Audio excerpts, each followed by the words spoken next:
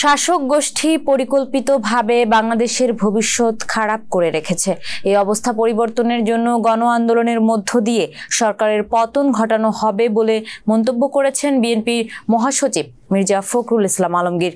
ফখরুল বলেন, আওয়ামী লীগ ক্ষমতায় টিকে থাকতে বিভিন্ন বাহিনীকে ব্যবহার করছে, যা প্রতিফলন ঘটেছে জেনারেল আজিজকে আমেরিকার নিষেধাজ্ঞার মধ্য দিয়ে, যা একটি বাহিনীর জন্য লজ্জাজনক।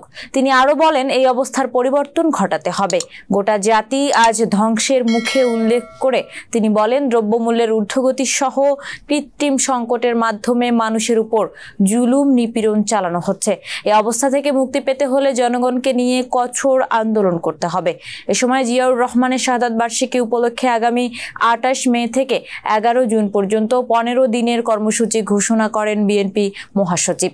এর আগে সকালে নয়াপল্টন এলাকায় বুদ্ধ পূর্ণিমা উপলক্ষে এক র্যালি বের করে বিএনপি, যার নেতৃত্ব দেন বিএনপির সিনিয়র যুগ্ম মহাসচিব রুহুল কবির রিজভী।